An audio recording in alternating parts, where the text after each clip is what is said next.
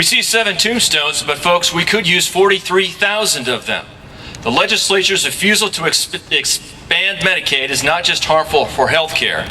The General Assembly's stonewalling and the governor's chronic excuse-making are simply a jobs killer. Folks, the prognosis is in. The studies have shown. Expand Medicaid now, create 43,000 jobs over the next 5 years. The study from George Washington University says Medicaid expansion would create 43,000 jobs right here in North Carolina. In fact, the legislature's stonewalling and the governor's excuse-making have already killed the opportunity for thousands of new jobs already in the state. Expanding Medicaid would have created 23,000 jobs last year alone. The General Assembly's stonewalling is a jobs killer. Medicaid expansion would have created 29,000 jobs this year across the state. But the governor's foot dragging and trail of excuses are a jobs killer. Yes. If Governor McCrory wants a jobs program, we've got it. It's pronounced Medicaid expansion. Amen. McCrory said that he won't take them, but we're here to try and make him. We have come here to proclaim, refusing us funds has brought you shame.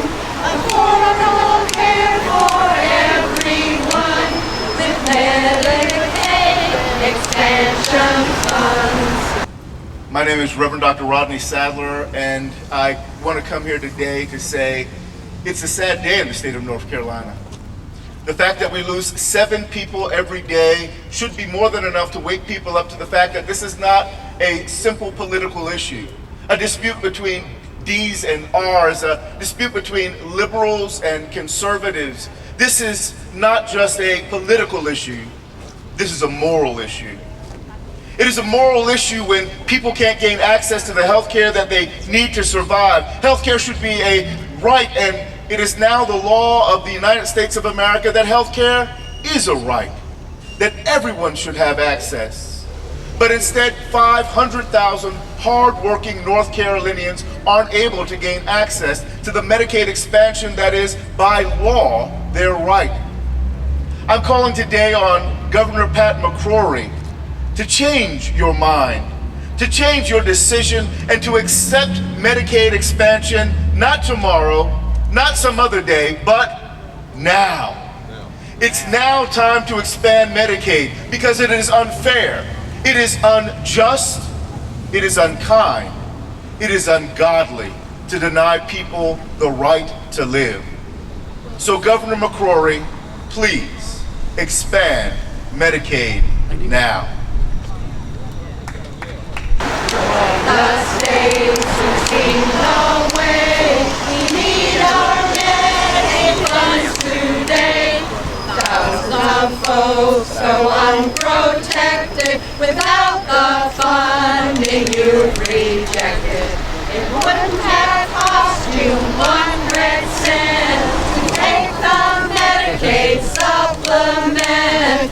We have come here to proclaim, poor folks died and you're to blame. Affordable care for everyone with Medicaid expansion funds. I spend a lot of time missing him. I live on the verge of tears, and it's been 7.5 years. It doesn't get easier. It doesn't get better, especially when it never should have happened.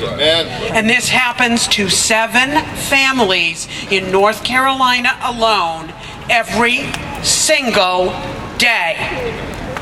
This is not numbers. This is human beings. That's right. Living, breathing, beloved human beings. I would have given my own life to save my sons. Yes. I didn't have that choice.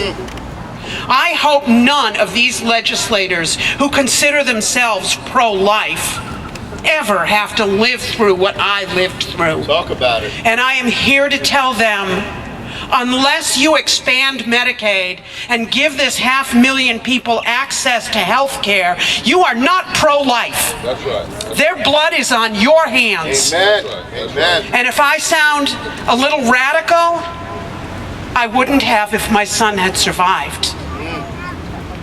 I don't think anybody deserves to go through what my family went through. Amen. And I call on the governor and the legislators now to expand Medicaid. Now. Call a special session. You can do it. That's right. Give health care to these people and save their lives. Amen. Amen. Amen. You know, North Carolina has a motto that I love. I taught it to my children. It said, "We are the state where it's important to be rather than to seem."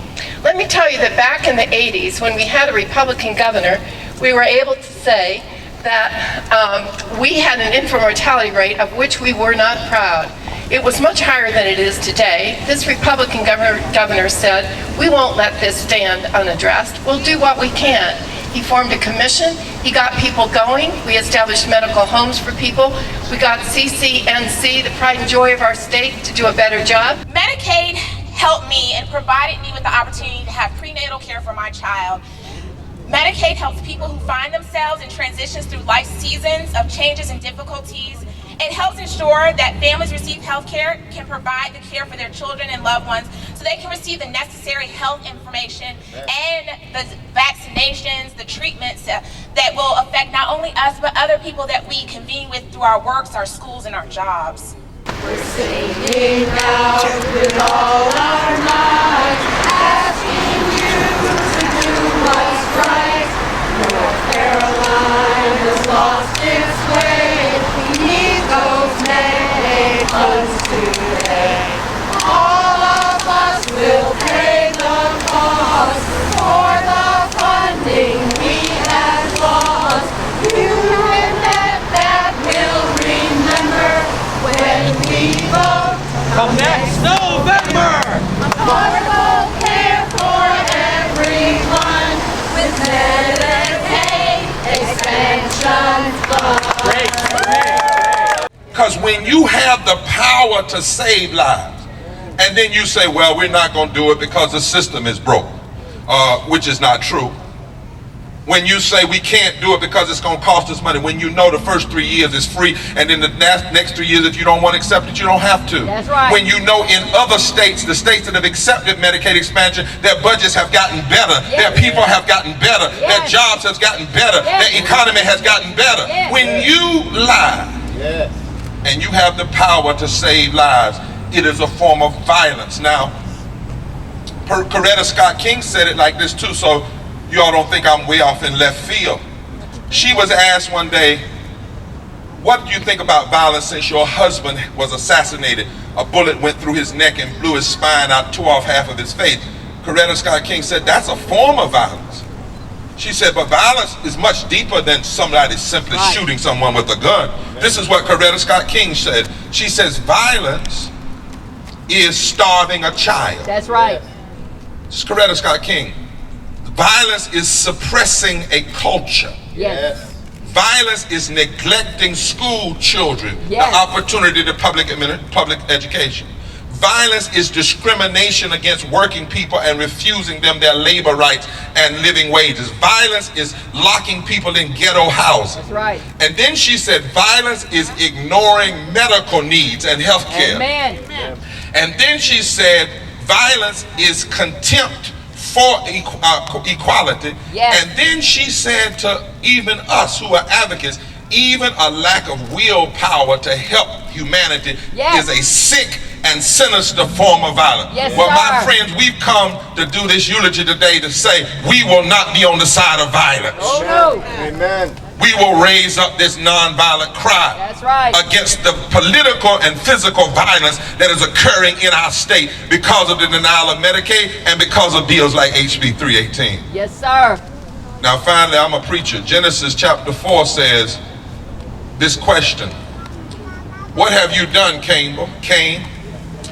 Your brother's blood cries out from the ground. Amen. 7 people a day, their blood is crying out from the ground. Isaiah 10 says, woe unto those who legislate evil. Those are not my words. They are nearly 4,000 years old. Woe unto those who legislate evil, 6,000 years old, and rob the poor of their rights. Right. That's what the book says. Isaiah, 2,600 years ago in Isaiah. Matthew 23 says, you can act religious. You can go through the motions of religion. Yes. But if you leave undone the weightier matters of the law, which are love and justice and mercy, it is nothing but hypocrisy. Amen. It is hypocrisy to have rallies in this state capitol talking about you standing for God over who marries who, while you just pass bills to deny people Medicaid and life. That is hypocrisy of the highest order. The blood of low-wage workers that have died are on the hands of the people who refuse Medicaid expansion, Governor, legislator. The blood of veterans. Thank you. Because 30,000 veterans would be covered. Check media, check this out. Right. Print this. 30,000 veterans. Right. Construction workers. Healthcare workers that Thank go you. in and wash other people's backsides who cannot afford insurance Thank you. themselves. Well, Yes, right. Black people are dying. Latinos are dying. White people are dying. Women, men, and children. Rural and urban. That's right. And so we've decided to have this funeral today. But let me tell you what else some preachers are considering, and rabbis I've talked to, and even me imams. That's right. If any members of our churches die, and we know it was because of the lack of access to health care that they could have had access to, we're going to do like Mamie Till did with her son, Emmett Till, when he was found in the river with a cotton gin hanging behind his neck. She had an open casket funeral. That's right. Some of us are committing. I got some preacher friends here. If somebody dies in our church or in our community, they could have had access to health care through Medicaid expansion. And we have plenty of studies, Rob, that says this happens. That's right. We're gonna ask the family to open the casket and let the media come in. We're not gonna have a joyous funeral talking about God called them home when they're going home as the result of governmental actions. And we're gonna say, look, That's right. look, this is what happens when people can't get past their political talking points and their partisan restrictions and extremism and do what is right. Medicaid was passed by Republicans and Right. Democrats coming together, and it makes no sense.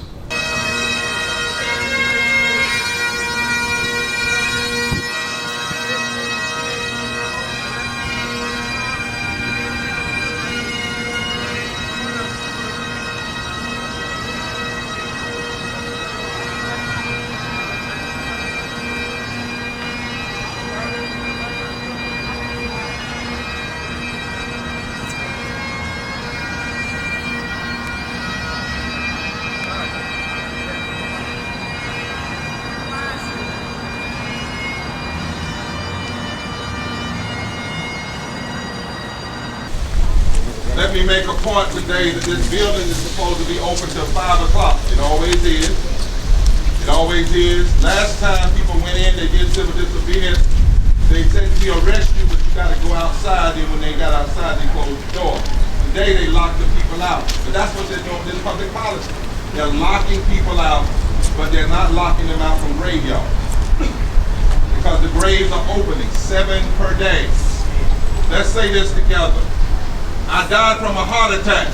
I died from a heart attack Because I couldn't afford cholesterol medication. because I couldn't afford cholesterol medication. I died from breast cancer. I died from breast cancer Because I couldn't afford a mammogram. because I couldn't afford a mammogram. I died from asthma. I died from asthma Because I couldn't afford an inhaler. because I couldn't afford an inhaler. I died from suicide. I died from suicide Because I couldn't afford mental health care. I died from diabetes. Because I couldn't afford my glucose. I died from colon cancer. Because I couldn't afford a colonoscopy. I died from a stroke. Because I couldn't afford blood pressure medication. I didn't die on the battlefield. Fighting for freedom. For America. But as a poor veteran who needed Medicaid, I died. Because the very people I fought for denied Medicaid expansion. So, Governor McCrory, I say to you that if these are the national statistics, you can do this math yourself, but I know there's at least 30,000 veterans. We're going to send our men and women to harm's way. We need to take care of them. That's right. This ain't Vietnam. Expand Medicaid now. Expand Medicaid now! Expand Medicaid now! Expand Medicaid now!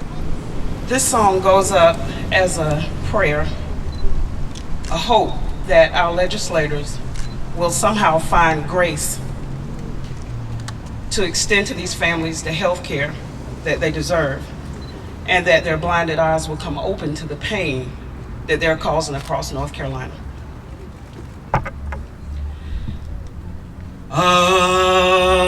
Amazing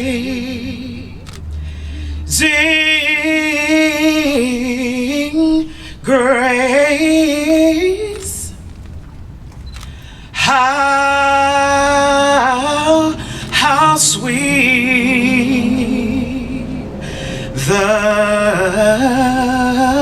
sound